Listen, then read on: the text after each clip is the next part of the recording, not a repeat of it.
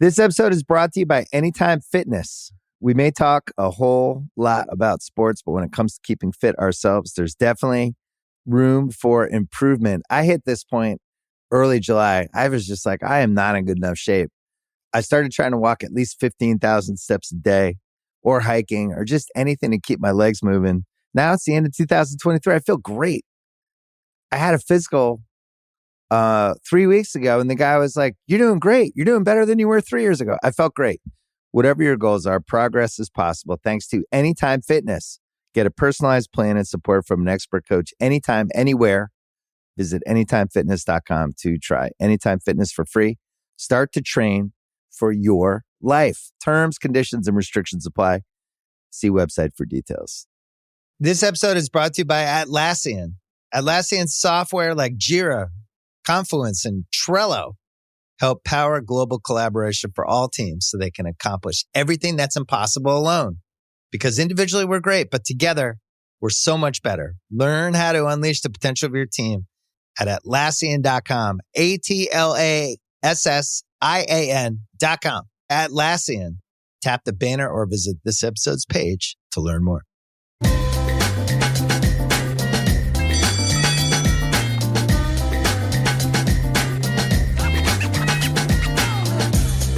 Welcome back to Through the Ringer. I'm your host, Tate Frazier, and today we are joined by one of our favorites in the Ringer universe. He is known to you as JJ Bombs, and we love him as John Jastremski. He's on the Ringer Gambling Show. He's all over the place. He's keeping us up to date on all things New York. John, thanks so much for coming back on the show, man. Tate, the pleasure is all mine. Anytime I hear the Instagram handle, a.k.a. the high school nickname, which I never hear anymore, it's rather ironic because you would think a guy with that sort of nickname would hit bombs on the golf course or bombs on the baseball field, but not particularly, dude. Not particularly, but it's always a pleasure. Well, we'll talk about golf at the end because I wanted to point that out. You and I, we're both out there. You know, we're trying to play golf. It's the dog days of summer, so there's not much going on. So it's a nice time to lock in on the PGA Tour, lock in, you know, just in your recreational activities. But it's also the time to lock in on baseball because I have to ask you about this. You mentioned hitting bombs. Last year, we all followed the Aaron Judge journey, right, in New York with the pinstripes, hitting the home run, breaking the record. It was a beautiful storyline, a beautiful narrative for all Yankees fans. But now the Bronx Bombers are kind of sitting in the middle of the pack here in the AL East, and I have the futures odds in front of me. The Tampa Bay Rays are minus 650, the Orioles at plus 1,200, the Yankees plus 1,400, the Blue Jays plus 1,600, and of course, the most hated Boston Red Sox at plus 20,000. So they're completely out of this. But let's start with the Bronx Bombers. Like I said, they're in the middle of the pack right now. What can they do, JJ, to kind of take that next step and get back into the fold? Well, Tate, they got to figure out what in the world is going on with their lineup because right. I understand Aaron Judge is not playing, and you hit on it. He's a special player. He's, outside of Shohei Ohtani, for my money, the best player in all of baseball with what he provides as far as intangibles, star power, leadership. Hit 62 home runs a year ago. Yankees have looked like a different team without him, and normally it doesn't work that way in baseball. We see it in the NBA where if you lose Jokic or you lose Giannis, it's like, holy moly, you feel the impact. In baseball, many instances, you got a 27-man roster. You're one of 9 in an everyday lineup. You're not a guy that's necessarily going out and throwing the baseball. Normally, you can kind of overcome that sort of injury, especially when you have the payroll and you have the resources that the Yankees do. That has not been the case. They've been one of, if not, the worst offensive team in all of baseball since Aaron Judge hurt his toe in Los Angeles a couple of Saturdays ago. And up and down the lineup, nobody is hitting for the Yankees. Guys with brand name track records. That's Giancarlo Stanton. That's DJ LeMahieu. I want Josh Donaldson out of my life as soon as possible, but you can put him on that list. Even Anthony Rizzo, who I love and I don't necessarily worry about, he kind of has cooled off from what he was earlier in the year. So it's a lineup-wide problem across the board. And they played the Oakland A's on, what was it, Tuesday night. I can't even keep track of the days. Yeah, right. The Oakland A's have the worst pitching staff in all baseball, and the Yankees scored one run. That's all you need to know about the way things are going from an offensive perspective.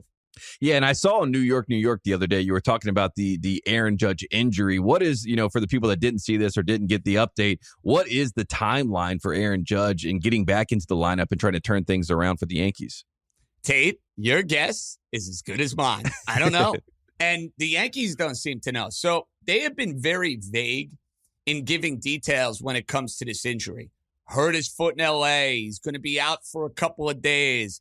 They have not kind of told a soul, at least not one member of the media. They haven't kind of leaked the report out there at all to what the status might be. And here's what ends up happening when you have a set of circumstances like that. All of a sudden, there's chatter on social media. How hurt is Judge? Is Judge all right? Is Judge just not playing through the pain, which is absolute nonsense? But then the player gets wind of that, and they're like, hold on a second. I'm going to say my piece here. I'm going to let people in the media know exactly what's going on. And Judge came out over the weekend and said, yeah, I have a torn ligament in my toe. Now, how much does that change the timetable? The Yankees said it doesn't change the timetable that much. But Tate, hearing that did not necessarily sit well with me. And hearing Aaron Boone a couple of days ago say, yeah, I can't say with certainty he's going to come back this year. I mean, that put a knot in my stomach, because if he doesn't come back, there's not much to talk about with the Yankees as far as making a run come October. Now, Judge went to the New York Post and said, look, I'm fairly confident I'm going to be back. I think I'm going to be out there, and I'm going to take Aaron Judge at his word. But the bigger problem for the Yankees is, for the time being, they are not going to have their best player. They're not scoring runs, and whatever that timetable may be, whether it's a few more weeks, whether it's the middle of August, who knows? Maybe it's Labor Day weekend, for goodness sakes. The Yankees are going to have to find ways to score runs and win games without number 99.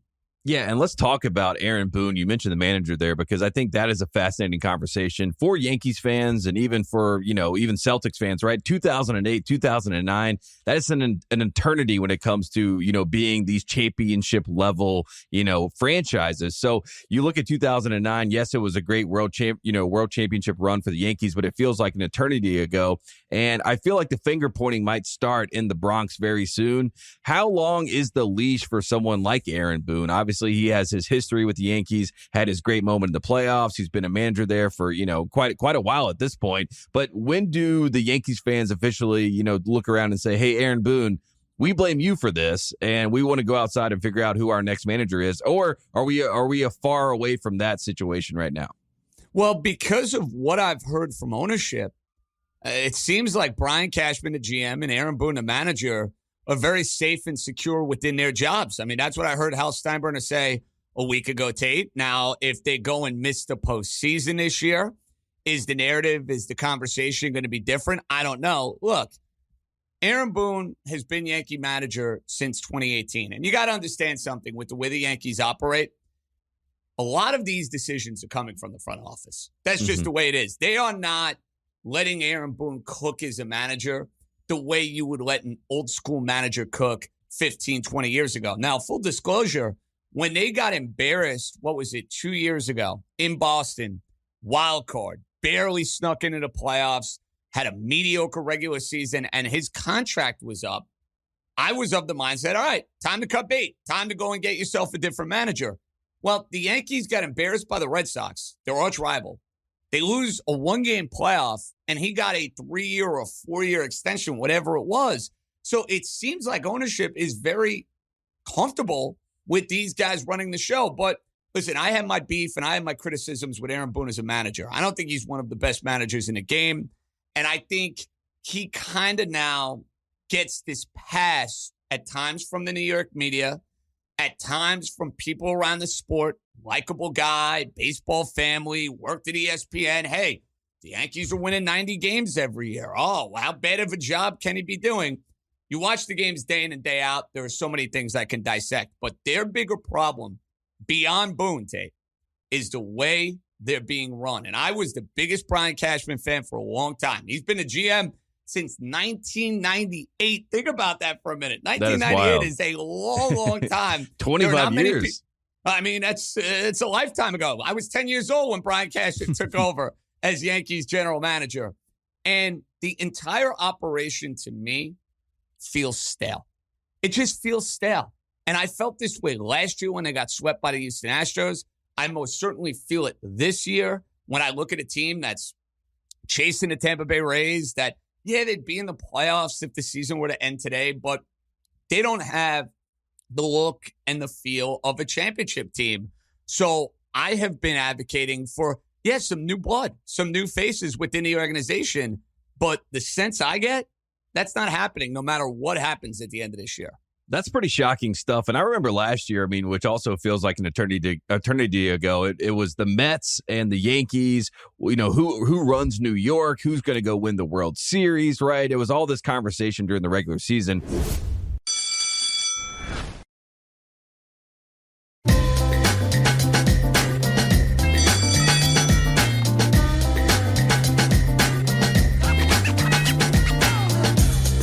Now I got to turn to the New York Mets because they're the one team in the MLB that has a $300 million, salary cash flow going out to their players. They're the oldest team in the MLB, and they are absolutely struggling at the moment. They were hoping Verlander and Scherzer could, find the fountain of youth and figure things out. But right now, the New York Mets are a mess. What can you tell us about the Mets and what their plan is? Is it basically this season's a wash at this point? Well, they're in a brutal predicament. They got a lot of age on that team, as you just alluded to. They have a lot of big contracts that they've tied up in over the last 2 off seasons. Scherzer and Verlander aren't necessarily long-term contracts, but they're not pitching like $40 million a year type of pitchers. Nowhere close to that. And Tate, the best way to sum up what the Mets have been in 2023, they're bad. When they hit, they don't pitch. When they pitch, they don't hit. They've lost more games, I feel like, than anybody when they score 5 or 6 runs. They're not getting length out of their starting pitchers. Because of the fact they're not getting length out of their starting pitchers, their bullpen, which lost Edwin Diaz to a freak injury in the WBC, it's been compromised. It's not as deep. It's not as talented. Guys are being exposed, pitching in roles that, quite frankly, they shouldn't be in. And it's kind of led to this narrative that's going on in New York that they're basically the worst team money can buy. That was the narrative for the Vince Coleman, Bobby Bonilla 1990s New York Mets. You've heard a lot of that this year. Now, we've seen crazy turnarounds. The season's not over. They got 80-something games left, and you hit on it, expanded postseason. You go rattle off 9 out of 10. You go rattle off 11 out of 15, and you could find yourself right back in the thick of this thing. But the Mets just look well beyond a team like the Atlanta Braves, who they can never beat. Like, they're not on the same stratosphere as Atlanta, and they don't even look as promising as what I've seen out of Miami and Philadelphia, and there are so many other teams. That's the thing now in the NL. You look at that wild card race, there's the Marlins, there's the Phillies, there's whoever ends up losing the NL Central. Maybe one of those teams is in the mix. Giants are there. Do the Padres turn their season around? They've been a bitter disappointment. So that competition combined with the age and what we've seen now for good sample size. We're almost at the halfway point of the year, almost at 81 games. It's hard for me to imagine the Mets are going to go and turn their season around. And we all remember last year, the Padres coming to New York. Scherzer's on the mound. It was supposed to be this moment for the New York Mets, and then the Padres kind of ruined the party that day. And it feels like they've been reeling ever since. And, I just saw a big headline right now. It says Max Scherzer would reportedly be open to a trade away from the Mets. He has a no-trade clause, as we all know. So he's willing to waive the no-trade clause to see what value he has on the marketplace. Would trading Scherzer actually be a good thing for the Mets at this point and maybe trying to reset if a team would take him on? Well, here's the problem. He's got a $40 million player option for next year. So I can't imagine, Tate, that you're going to get much in return, no matter. And let me give Scherzer credit, because I roasted him a couple of weeks ago. He absolutely imploded last year in the biggest starts of the season against Atlanta, and then in that playoff series, like you mentioned, against the San Diego Padres. But his last 10 or so starts, he's looked much closer to being Max Scherzer. He's not Max Scherzer of Washington, but he's pitched much better. What are you getting for a guy who has not a team option, but a player option for $40 or $42 million next year? Like, I don't know about you, but like, if I'm a team that's inquiring about Max Scherzer, I'm like, listen, this guy is not going to walk away from that. He's not getting $40 million if he goes to free agency this time around. So I'm gonna be on the hook. I'm gonna have to pay that. Like a team like the Baltimore Orioles, in a perfect world, that's exactly what they need. They need a stabilizing force in their rotation, a guy who's been there, a guy who's done that. Like on the surface, you'd be like, yeah, Scherzer to the Orioles makes a lot of sense. Except the Orioles are gonna be like, well, you're not getting anything in return if I got to pay him $40 million a year next season. So I think because of that, you'll probably see the likes of Scherzer and Verlander remain in Queens. I think if the Mets end up selling, which I still have a hard time believing because their owner wants to win. He's put all of these resources, all of this money into this team this year. I think it's the spare part kind of guys. It's David Robertson, their closer, who's on a one-year deal. It's Tommy Pham, who has played really well and has been a hot bat over the last month. I think it's more likely guys like that get traded over the likes of a Scherzer or Verlander and their marquee names. Yeah, and I want to talk about, I feel like I'm picking on Max a little bit. I want to talk about Verlander because he has publicly said that he is not, pitching up to par. He's not pitching the way that, he expected to in New York City. Obviously when DeGrom decided to sign with Texas, the Mets fans were going crazy. We need Verlander. That's the one piece that we're missing. And the other day he got caught off guard and had an automatic ball charged against him, right? He's just had these moments where it's like, this doesn't look like the ace pitcher that we expected to see in New York. Is there a world in which Verlander can turn things around this season, and maybe that will be the kind of the lightning rod for the rest of the year for the Mets? It's so fascinating. A year ago, Tate, Justin Verlander won the Cy Young. Right. He was as good as ever with the Houston Astros, and we run into this. He's getting like Nolan Ryan comparisons. You know what I mean? That's how good he was. In all seriousness, rightfully so. He comes back from Tommy John surgery.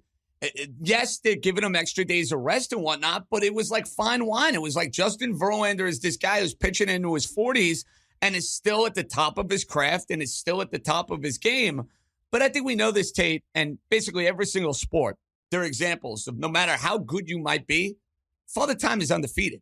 So is it a matter of Father Time just getting the best now of Justin Verlander? Is it, and I've heard a lot of this now, this change in routine with the pitch clock now being a thing, which we all love, and I think it's the greatest gift to baseball in quite a while. It's really helped if you look at attendance and if you look at viewership ratings. They are and games fly by. I went to a Dodgers game a couple of weeks ago with my parents, and my dad, grew up coaching me baseball. We're a baseball family, right? And we leave the ballpark, and my dad's like, "That was fun, that was great. Like that was a nice change of pace." There's no downside in it because what they did is they trimmed the fat.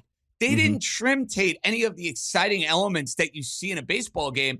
They trimmed, whoever the guy might be stepping out of the box 10 zillion times. Yeah, or messing with his, the Nomar Garcia parrot. Yeah. And like stuff that would just drive you insane where it's like, come on, man, let's get on with it. And you'll even see it in the playoffs. Okay, playoffs, you have the baked-in commercials, so that's going to jack up your times a little bit. But instead of having 4-hour, 9-inning playoff games, you're going to have 3 and change playoff games, which is exactly what you want for October. See, pace of play doesn't mind. You don't mind it as much when the games mean that much more. Like when you're watching a June Yankees-Royals game, you don't want a 9-inning, 4-hour affair. If I get a 4-hour baseball game in October, that's like perfect, edge of your seat excitement. Yep. Then you know what? You understand the juice is worth the squeeze. But the pitch clock, long story short, has been a godsend for the sport. But I wonder if it's had an impact on veterans like Verlander and Scherzer who have been doing this for so long, and now their routines are just completely out of whack. Yeah, and your rhythm is off as a pitcher. And a lot of times, a pitcher is a little bit like a golfer where it's like, one little thing, the timing can throw you off. Then you get in your head and it's a whole mental game. And, we've seen that plenty of times over the years. I wanted to ask you about the Mets GM, Billy Epler. He came out and said, despite all the disappointing results of the Mets, and of course, I talked about them being the most expensive team in the baseball. He said there is, quote, a light at the end of the tunnel. And he said, Buck Showalter, he's the guy to get us back on track. What can Showalter do? And what do Mets fans feel about Showalter? Because, he is a legend. He's been around the game. I feel like definitely as long as I've been alive and maybe as long as my parents have been alive. Buck Showalter's been managing and been around the MLB. But what can Buck do? And where does the buck stop with the Mets right now? Tate, you want to talk about going from the penthouse to the outhouse. That is right. What Buck Showalter has done. If you think about what last year looked like from a Mets standpoint where, until the last week of the regular season, the guy was the toast of the town. They're playing this inspired brand of baseball. They're fun to watch. They're winning 100 games. He goes and wins Manager of the Year. Like, everything surrounding Buck Showalter last year from a Mets perspective was, this guy's amazing. This guy's the truth. I can't believe this guy is our manager. And when things start going poorly and you don't win games the way that you did and you're playing sloppy ball, you're making mistakes in the field, you're not running the bases properly, you don't feel like the bullpen is being managed as well. Yeah, the manager, they're going to take heat for that. That's life in a big city. That's life as a big league manager.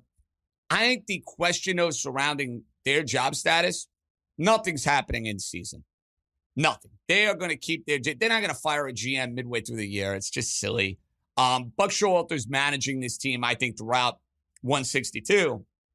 If they go and flame out and win 78 games this year, I think the $1 million question is going to be, okay, Steve Cohen, what's your next move?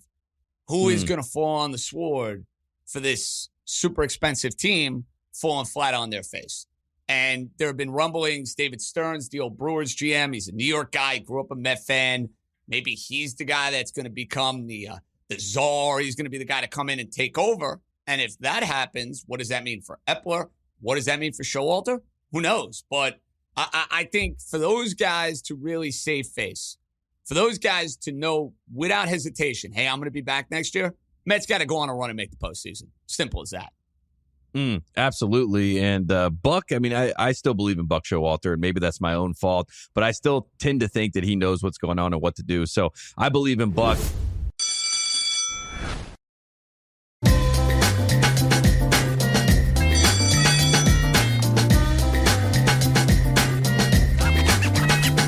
I want to talk about the rest of the MLB. Obviously, we talked about the Yankees, talked about the Mets. The two teams that everyone is talking about in the MLB because they're so good right now, the Tampa Bay Rays and the Atlanta Braves. We'll start with the Braves. Obviously, won the World Series a couple years ago. They've stayed in the mix. They've been a top team. They have some of the best talent in the league. But what has kind of been the most surprising key to their success this season? And what are people saying about the Braves right now?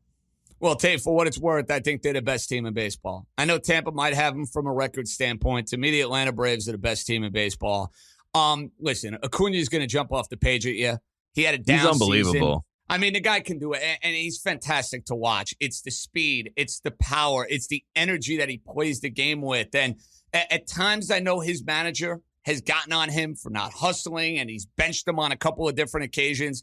But this is always the version of Ronald Acuna that I thought we were going to see. And I know my fantasy team is very thankful for it. The idea that he is on his pace for a 40-40 type campaign. And I think he is the runaway frontrunner at this point in time to be the National League most valuable player.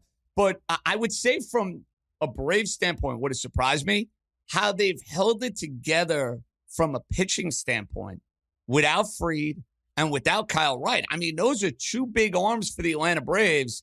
They go down early in the year, and you're like, okay, how are the Braves going to be able to survive that?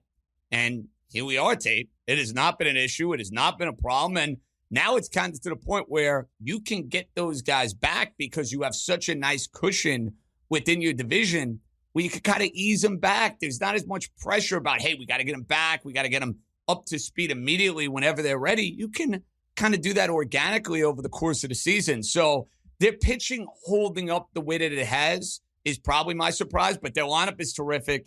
They got power, they got speed, they got balance. And I think that's why at the moment, I think they're the team to beat to go to win the World Series. And if you look at FanDuel and you look at the NL East futures, the Braves are minus 3,500 to win the NL East. So, I mean, that's pretty much a locked up thing. And like you said, it's kind of the antithesis of what we have with the Yankees, where everyone wants to rush Aaron Judge back on the field. He's got to come back. He's got to be the savior, right? And the Braves are, they just get to sit back a little bit and enjoy themselves.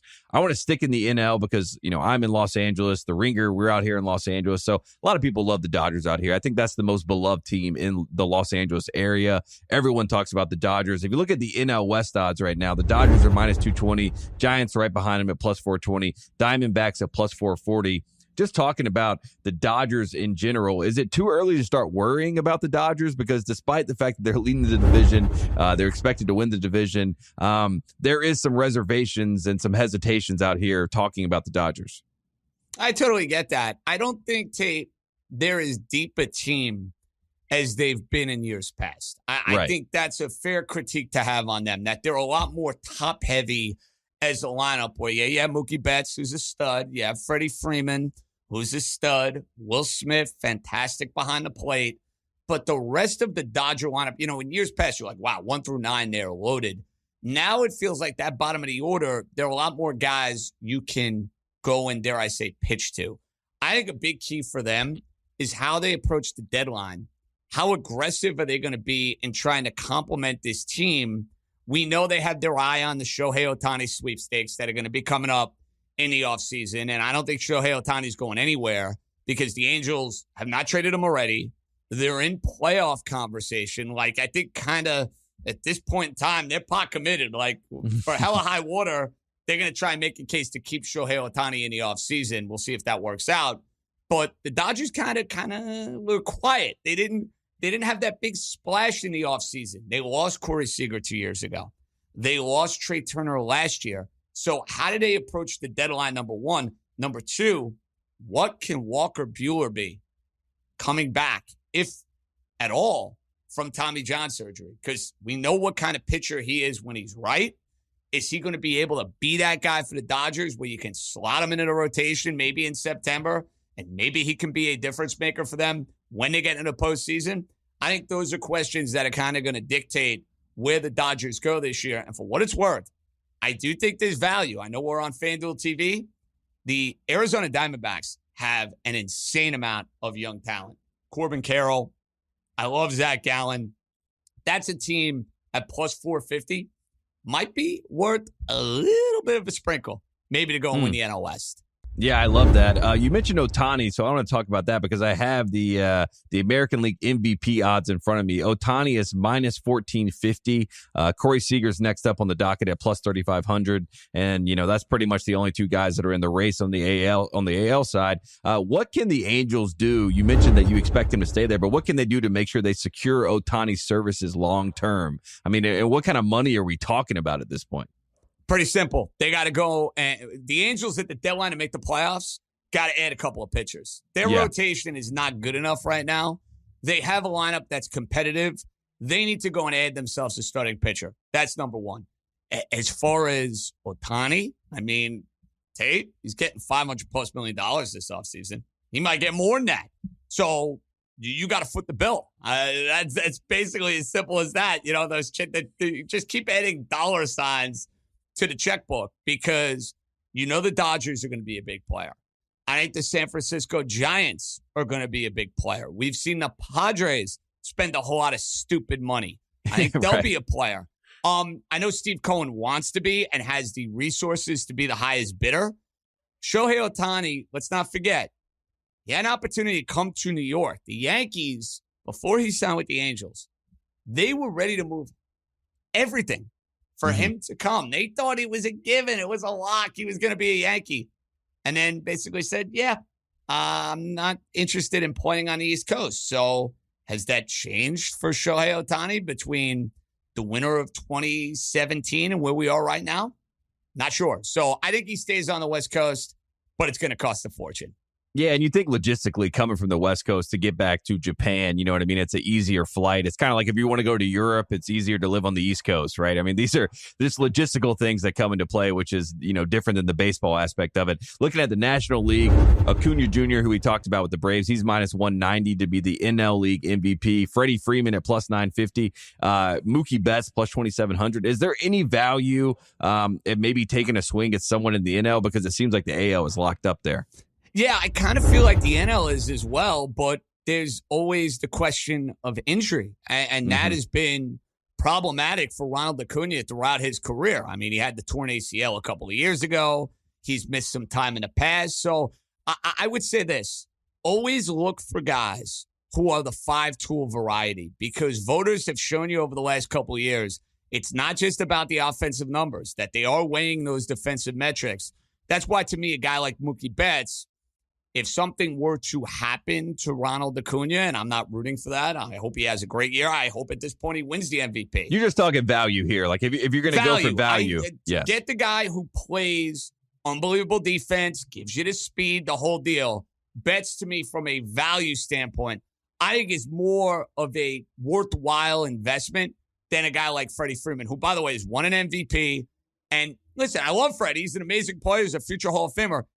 Defense is not the same calling card for him than it is a guy like Betts.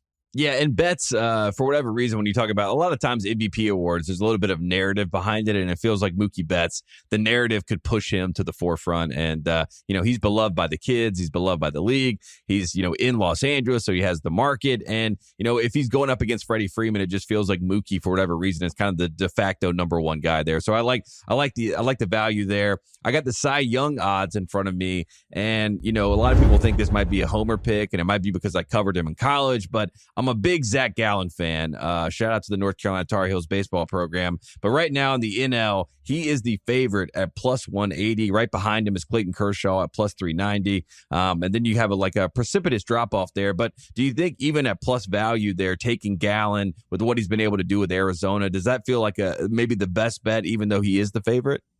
He's on his way to winning the award. I mean, hands down, Tate, he's been the best pitcher in the National League. And I think a lot of people are surprised with the year Clayton Kershaw is having for the Los Angeles Dodgers. You want to talk about a guy defying father time. Right. He's had a little bit of a turn back the clock type of season. But I also wonder with a guy like Kershaw, workload, how they're going to manage that. If they are in position where they're in the playoffs in August and September, hey, maybe take a little foot off the gas and let's ease up because we're going to need you in October, big boy. Whereas a guy like Gallen, he's taking the ball every fifth day. He's young. He's in the prime of his career.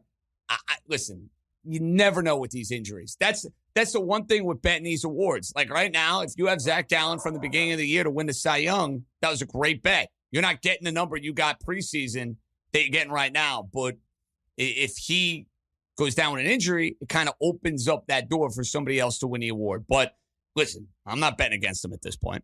Yeah, me either. And I enjoy watching him pitch. It's a lot of fun. And the Diamondbacks don't get, a lot of coverage, especially on the East Coast, but they are a fun team to watch. If you haven't checked them out, watch a game, maybe when they play the Dodgers or someone like that. The AL side, I wanted to ask you about Garrett Cole for Cy Young. He's plus 500. And then there's a really fun value, and I think this would be like the greatest moment in baseball history if Shohei was able to win an AL MVP and also win the Cy Young, but he's plus 1,000. But what do you think about Garrett Cole there as far as value at plus 500? Because Garrett Cole's had some moments and he's looked good and he's looked like himself, quite a few times this season. Yeah, he's dropped off a little bit, Tate, over the last few starts. But, I mean, you look at the numbers. Innings pitched, wins, ERA, strikeouts. The guy's a bulldog. I mean, he is earning and living up to that contract the New York Yankees gave him. McClanahan is the one guy you got to watch. And then the other guy you got to watch. Yeah, and the only thing with McClanahan is injuries. He left the start a couple of days ago. So if he's a guy that spends time on the shelf and he does have an injury history, that's problematic. I actually don't like him for Cy Young. Cole, yeah, he's plus and 270 right now. Valdez from the Astros. Right. Because he takes the ball every fifth day. He's going to be pitching in a lot of meaningful games for Houston to try to get them into the postseason. Astros haven't been as dominant as they've been in years past. I'm circling two guys for that Cy Young Award. I'd pass on McClanahan. I'd look at Valdez and Cole. 500 for Cole is still a good number. Yeah, and Valdez at plus 410, I think that's a great number as well. And, maybe you just bet on both those guys and see which one hits. That might be some value. It might be a value play there right there. Last baseball question for you, JJ. World Series odds. It's October baseball. We're in July right now, so this is a lot of forecasting. But again, it's the dog days of summer. This is what we have to do here. But the Braves are the favorites right now at plus 370. The Rays at plus 450. The Dodgers at plus 470. Astros plus 950. Rangers plus 1,000. Yankees plus 2,000.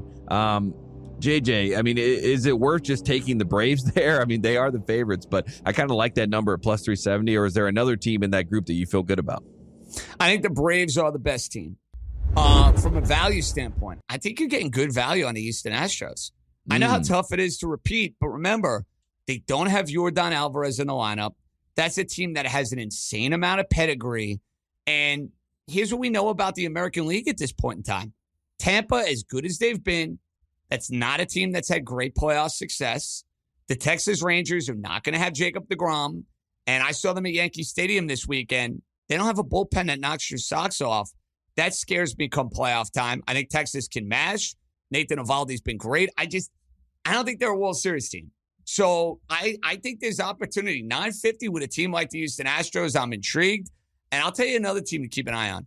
And they're young, and they're ahead of schedule. But if they go and get themselves a starting pitcher or two, the Baltimore Orioles have a hell of a team. Like, they're a team that nobody is going to give any chance to because it's like, oh, they're the Orioles. They're young. They're not ready for this. Sometimes just roll them out, man. Just play ball, and talent can kind of take over. I do believe that. So keep an eye on the Oriole number, which will go down if they go and add themselves a big starting pitcher like Bieber, let's say, at the trade deadline.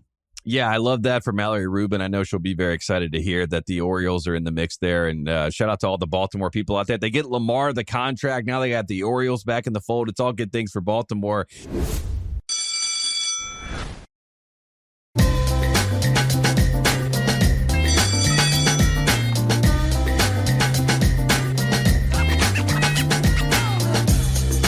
About the NFL because there's a little rumor, a little rumbling going around right now that Hard Knocks, which we all love on HBO, they have some interest in the New York Jets. Of course, the New York Jets sign Aaron Rodgers once he comes out of the darkness, and he's excited to start his tenure with the Jets. How much fun would you have watching this, and how much fun would you have covering the Hard Knocks, inside the Jets franchise? Because the last time Hard Knocks came to the New York Jets, I personally think it was the best season of Hard Knocks. Rex Ryan, making a lot of Super Bowl promises. Mark Sanchez showing off, his hand-eye coordination, making some amazing catches. Just a lot of characters in the building. But how fun would it be to have Hard Knocks cover the Jets this offseason? That'd be amazing. Listen, from what I do, Tate, and from my creative standpoint, it'd be fantastic for New York. It'd be fantastic for what I'm doing here in town. If I'm Robert Saleh, I wouldn't necessarily love it. If I'm Aaron Rodgers, I wouldn't necessarily love it. Although Aaron Rodgers kind of strikes me as the guy that just doesn't give a you-know-what. He doesn't care. He may not like it, but it's not going to faze him. It's not going to bother him. As far as the characters that you're going to get, that Jets 2010 Hard Knocks is going to be tough to top. With Rex Ryan and the snacks, Antonio Cromartie and his children, Mark Sanchez. Like, there was so much fun there, but I selfishly hope it happens. I can tell the Jets want no part of it, but they don't have much of a say because they didn't make the playoffs last year, and they haven't been on the show in a while, so HBO kind of calls the shots. So sign me up, man. Let's go. End of July. I want Hard Knocks, Jets. Let's do it. I am right there with you. I'll be watching. I'll be supporting. Do you feel like with Rodgers going to the Jets, is this similar to when KD and Kyrie go to the Nets, and it kind of still feels like it's a little bit off and it's still a Giants town? Or are we in the position now where New York is saying this is the Jets town, this is the Jets season, and Jets are going to get, the forefront of the coverage in, when it comes to NFL coverage in the city?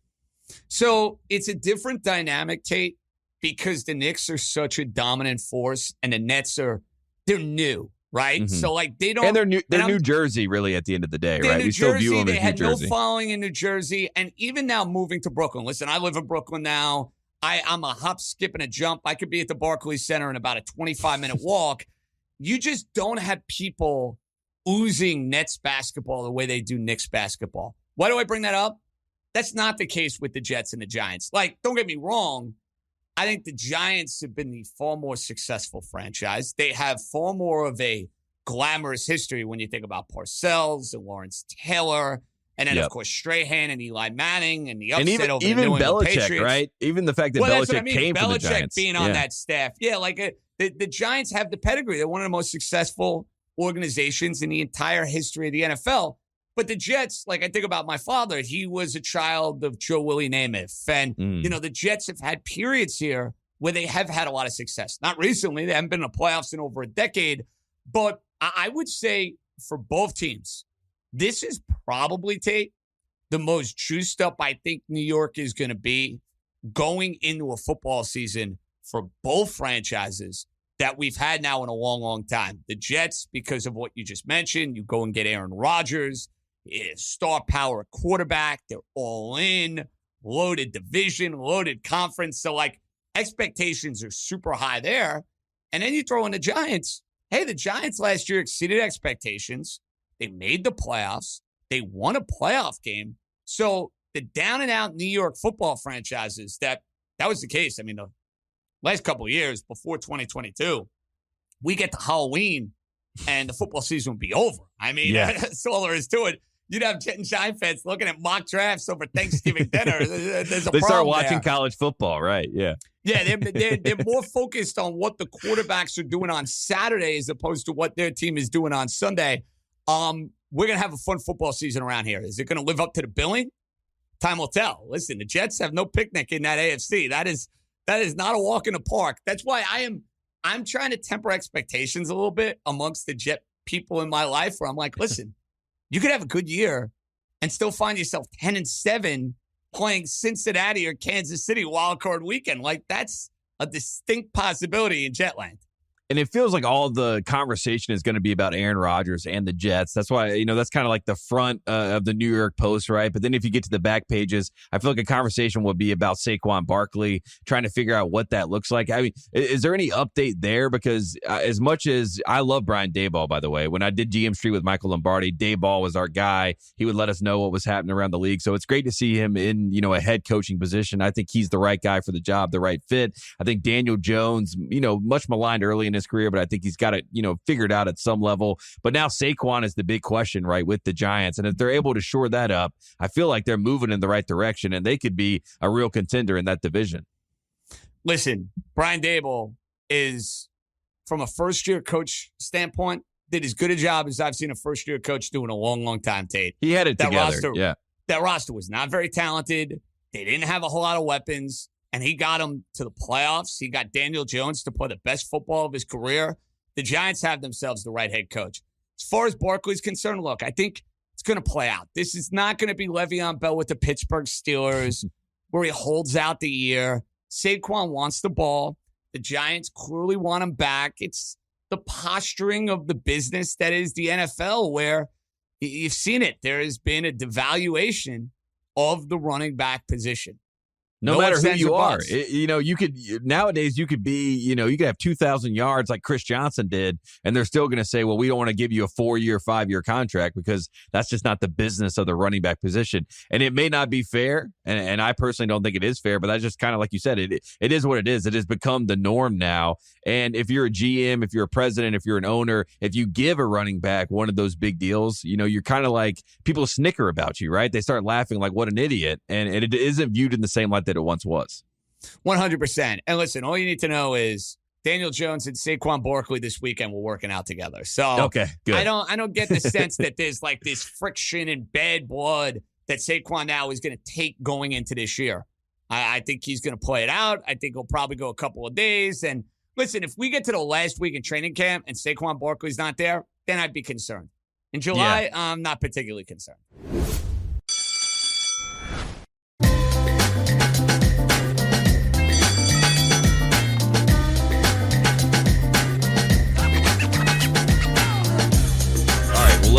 Let's get to the basketball teams. We're not going to talk about the Nets. I mean, shout out to Mikal Bridges. I like when the Nets are young and fun, but like you said, there's not this diehard, thirst for Nets coverage, but there is that for the New York Knicks. And the Knicks with Jalen Brunson, I feel like they have a stabilizing force. They brought in Josh Hart in the trade deadline, and now there's rumors that Dante DiVincenzo out of Villanova also wants to go play for the New York Knicks. When do we get to the point where we call them the New York Wildcats? Because we got Kentucky players and we got Villanova players, and they all want to go play for the New York Knicks. How fun is that to watch the Jalen Brunson era, and how nice is it to have a cornerstone where you can actually rely on him? I mean, no shade to Julius Randle, but he's a very volatile player. We all remember the thumbs down, but Jalen Brunson, for what it's worth, he seems to get it. And we don't know how to quantify what it is, but Jalen Brunson seems to get it. And how much has the city kind of embraced Brunson?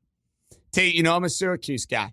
Mm-hmm. And it pains me, so it's bringing me back to the days of the old Big East to root for all these Villanova guys. I'm going to say this. Jalen Brunson in 1 year has become my favorite Knick since Patrick Ewing. That's how much fun he was to watch last year. The Knicks haven't had a point guard in forever, basically in my entire lifetime. Yeah, He Raymond comes Felton in- was the last one. Yeah. That's what I mean. And like you're talking about Raymond Felton or washed up Jason Kidd or Stephon Marbury, who was so overrated. But like they go and get Jalen Brunson. And I always liked him in college. Like Tate, I watch, you know this. I'm a big college basketball guy. So he made me a lot of money over the years. And I'm like, all right, he's a good college player. How is he going to translate to the NBA? I'm like, he'll be a good role player. He'll be a good guy, 6th, 7th man. Good backup point guard, right? That's what he started as. Exactly. That's what I thought his career ceiling was. I watched him with Dallas. I said, okay, he's a starting point guard in the league.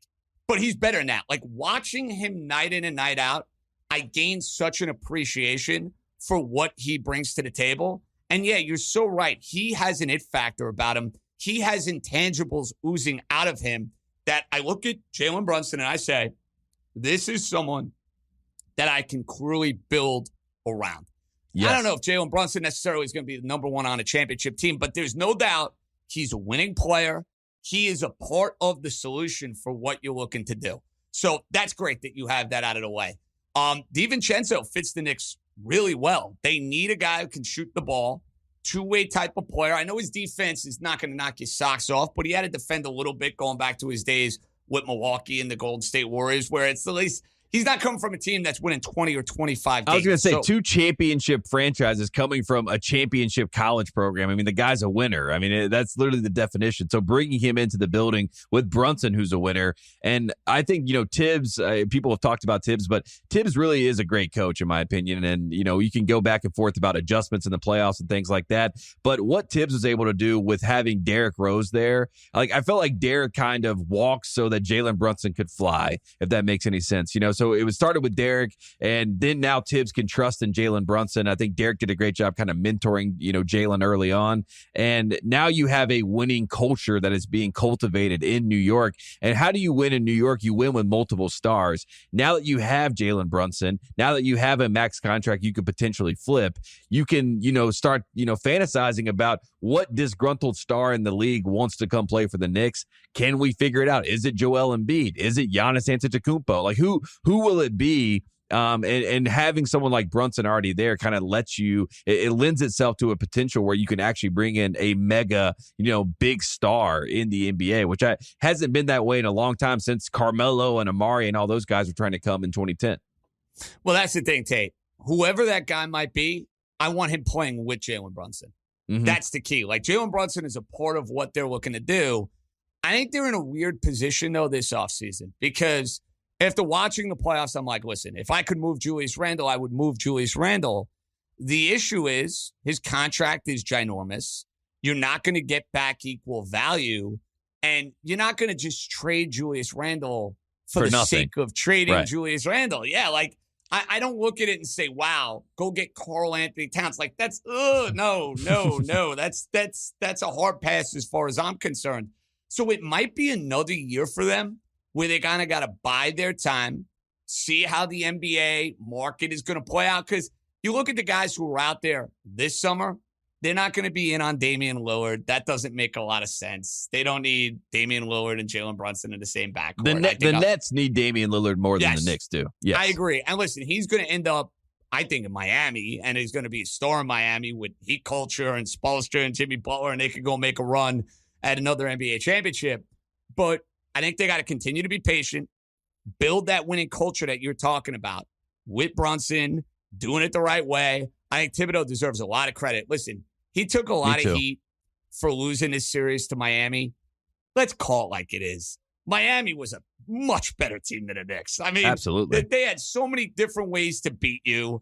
I mean, they had two-way players galore. Like, I know they were the quote-unquote 8th seed. They were a Fugazi 8th seed. They were not a real 8th seed. And the year before, they were the 1 seed, right? So, I mean, and they beat the 1 seed. Obviously, Giannis was hurt for a couple of games, but once they beat the 1 seed, they got that path, and then they played like it the rest of the way. So, I mean, I don't think that was a big – people thought at the time that the Heat were going to, fizzle out in the next round, but they didn't at all. In fact, they did not get swept by the Nuggets like the Lakers did in the Western Conference Finals. I mean, the Heat were a legit team, and they were missing one scoring piece for them, which could be Dame in the end. But I felt like a lot of people jumped on Tibbs' throats because it's kind of like, accepted. It's like the popular thing to do. I agree with that, Tate, especially because I get it. Like, It didn't go great in Minnesota. And the narrative in Chicago is, oh, he burned his players out. He ran them into the ground. But in reality, that Bulls team, he kind of, in my opinion, maxed them out. Like they squeezed every last ounce out of that team. And unfortunately, Derrick Rose got hurt. Like you want to tell me he shouldn't have been on the floor in that Philadelphia playoff game? All right, that's a story for a different day. But I hate to say it, sometimes blank happens, dude. Like injuries, they happen. The whole thing that he ran these guys into the ground, Derek's still in the league. Jimmy's still a star in the league. You know what I mean? It's like, and then the real people you're talking about are like Boozer and Noah, right? I mean, and Noah had a shelf life in his career anyway, just the way that he played and his knees and things like that. And Boozer was already aging out anyway. So I just feel like the whole narrative, people want to jump on Tibbs' throats. I'm one of the few people that likes to stand up for Tibbs. I think I'm right there with you. We got that in common. We got that in common. Speaking of, this is the last thing I want to talk about, then I'll let you go. I know we've ran through the full gamut here of New York topics, but I got to talk about my guy, Rick Pitino. Goes to St. John's, says he's going to change the culture of the program. I think he's already doing that. He's been great in the transfer portal. He's been great recruiting. The New York City point guards all around, shooting guards. Ian Jackson comes to mind, a Carolina commit. He's already got Rick Pitino flooding him, recruiting him. It feels like the good old days. I know you're a Syracuse guy, but how fun is it to have, Rick Pitino, the Rick Tater himself, back in New York? It's fantastic. It's absolutely fantastic, Tate, because Rick Pitino is one of the best college coaches in the history of college basketball. He literally might be the best. Yeah. You could make that argument. Everywhere he goes, he wins. Mm-hmm. Therefore, I think he will win at St. John's. It's a question of when, not if, as far as I'm concerned. He is going to get players. He's going to get the most out of them. I love Rick Pitino and what he brings to the table. And, now the Garden has some buzz when UConn and Villanova and all these Big East teams come to town. You got a team that can go and do serious damage. Maybe not next year, but with the next couple of years, you mark my words, Tate, they will find themselves to the second weekend minimum of the NCAA tournament. Yeah, I think there's a world in which Rick Pitino's back in the Final Four, and it's with St. John's. And St. John's has such a long history in the world of basketball. In fact, I mean, a lot of the Carolina greatness started at St. John's, right, before Frank McGuire went down south to North Carolina. So I have an affinity for St. John's. I want them to play in the Garden. I want Rick Pitino to be stalking the sidelines in an all-white suit, right? This is good for college basketball. JJ, thanks so much for coming on the show. Thank you for running through all these topics with us. Where can we find all your amazing work to make sure people go check you out, especially if you're a New York fan, because JJ keeps you up to speed on everything. I appreciate that, Tate. You want to follow New York, of course, Spotify, Apple, wherever you get your podcasts. Ringer Gambling Show, which is, of course, East Coast Bias with Joe House, Raheem Palmer, every Wednesday right here on FanDuel TV. And if you like the good stuff on Twitter, John_Jastremski. Well, there you go. JJ Bombs, appreciate you coming on the show, and we will have you back during the dog days of summer, and we'll get an update on what's happening with the Yankees and the Mets and everything else in the MLB. I appreciate you coming on the show, man. Anytime, Tate. You got it, buddy.